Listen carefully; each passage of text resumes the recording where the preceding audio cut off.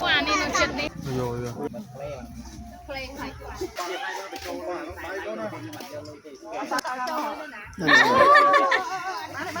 nó khỏi đó ô tròn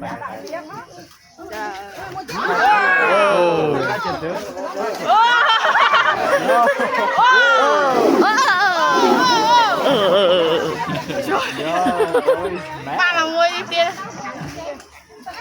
ngồi đi tụi mình ăn nữa ăn đâu lên tí nữa treo chạm dù vậy